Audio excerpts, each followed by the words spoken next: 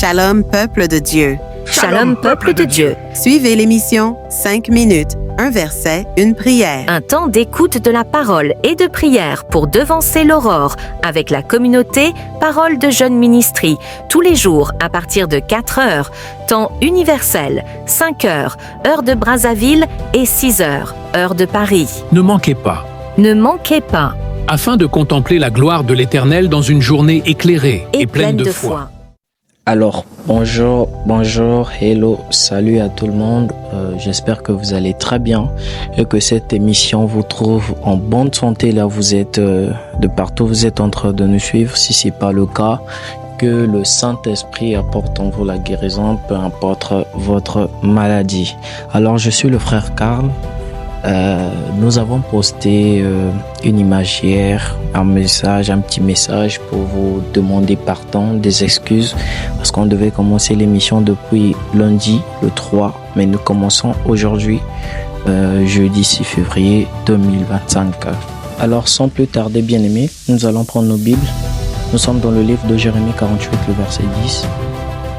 Jérémie 48, le verset 10. Vous pouvez lire tout le chapitre. Et nous, il n'y a qu'un verset qui nous concerne. On peut prendre aussi le verset 11 si possible. La lecture dans le nom de Jésus. Maudit soit celui qui fait avec négligence l'œuvre de l'Éternel. Maudit soit celui qui éloigne son épée du carnage. Le verset 11. Moab était tranquille depuis sa jeunesse. Il reposait sur sa lit. Il n'était pas vidé d'un vase dans un autre. Et il n'allait pas en captivité. Aussi son goût lui est resté et son odeur ne s'est pas changée. Amen. Donc ici, bien aimé, nous devons comprendre le sens de notre thème de ce jour qui parle de la prière. Le thème dit « N'abandonne pas la prière ». Pourquoi il ne faut pas abandonner la prière? Regardons encore, revenons en arrière.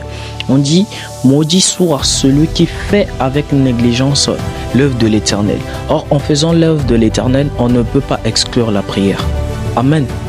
En faisant l'œuvre de l'Éternel, on ne peut pas exclure la prière.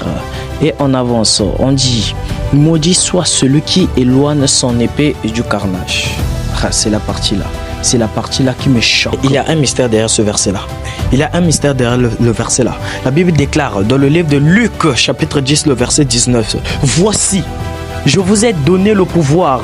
Je vous ai donné le pouvoir. Bien aimé, on ne parle pas du présent. On ne parle pas du présent. Je vous ai donné le pouvoir de marcher sur les serpents et les scorpions et sur toute la puissance de l'ennemi. Et rien ne pourra vous nuire. Pour nous, la puissance, le pouvoir qui nous a été donné, c'est ça qui représente aujourd'hui notre épée. Vous voyez le soldat. Le soldat ne peut pas aller au front sans une épée. Vous voyez le militaire. Le militaire ne peut pas aller au front sans son arme. Ici, notre arme, c'est quoi? Ici, notre arme représente l'épée. Et l'épée représente quoi? L'épée représente la prière. Aussi longtemps tu vas négliger le pouvoir qui est en toi, aussi longtemps tu vas négliger la puissance qui est en toi, aussi longtemps que tu vas négliger la prière, bien aimé, Dieu te maudira. Amen.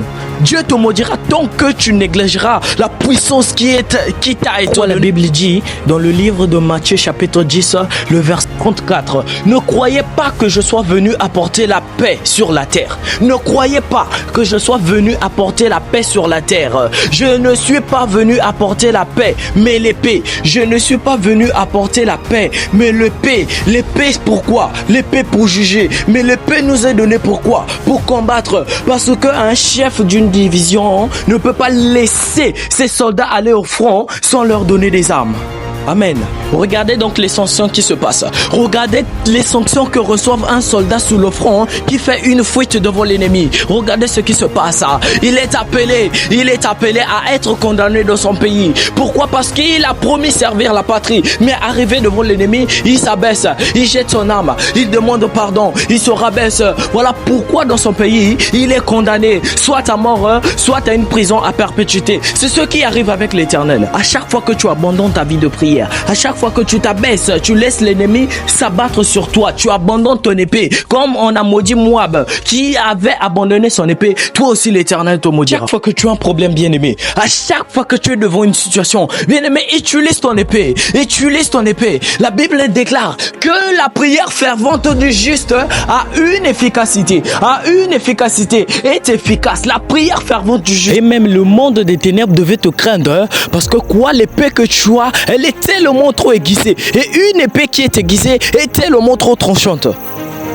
De quoi as-tu peur, bien-aimé? Je ne comprends pas. De quoi as-tu peur? Pourquoi veux-tu abandonner ta vie de prière pour finir maudit? Pourquoi? C'est pourquoi là où tu es, je t'invite à prier. C'est pourquoi là où tu te trouves maintenant, je t'invite à prendre une bonne position afin de prier l'Éternel. Lève les mains, Éternel Dieu Tout-Puissant Père. Je te prie pour cette personne que tu as sélectionnée ce matin, Seigneur. Je te prie pour cette personne, Éternel, mon Dieu, mon roi. Père éternel, tu as déclaré de ta parole que tu es le rémunérateur de ceux qui te cherchent. Alors, Seigneur, ce matin, je te prie, Père éternel, viens regarder la vie de prière de ce bien-aimé. Viens regarder, éternel mon Dieu, à ce qu'est éternel mon Dieu, mon roi, que sa vie de prière tombe, éternel mon Dieu, mon roi. Tu es dans toute situation, Père éternel, qui te rende grâce, éternel mon Dieu, mon roi. Que son épée soit toujours aiguisée, Père éternel mon Dieu, mon roi. Car tu es digne, éternel mon Dieu, mon roi. Car tu es grand, éternel mon Dieu, mon roi. Car tu es fort, éternel mon Dieu, mon roi. Viens bénir cette personne, viens l'élever, éternel mon Dieu, mon roi. Viens l'élever, Père éternel, Jésus. Je te bénis, éternel. Merci, Jésus. Amen. Alors, bien-aimé, merci pour ta participation. Merci d'être arrivé jusqu'au bout de l'émission. Je prie que l'Éternel puisse exaucer vraiment ta prière. Je sais que tu as fait une prière et je prie que l'Éternel, mon souhait est que l'Éternel puisse vraiment t'élever encore de la prière, parce que c'est dans la prière qu'on remporte les combats, dans la prière qu'on a tout ce qu'on veut. Alors, n'abandonne pas la prière, bien-aimé. N'abandonne pas la prière. Que l'Éternel te bénisse abondamment en ce jour. Que l'Éternel soit avec toi toute la journée. Partout où tu iras, que l'Éternel te l'accorde en possession. Sois béni, sois richement béni. On se retrouve demain, même heure, même plateforme. Que Dieu te bénisse encore. Amen. Vous venez de suivre l'émission 5 minutes, un verset, une prière. Nous osons croire que vous avez été bénis et remplis de foi. En toute chose, rendons grâce à Dieu et pratiquons sa parole comme il l'a dit dans Jacques 1, le verset 22. On se retrouve demain, même heure et même plateforme. D'ici, portez-vous bien.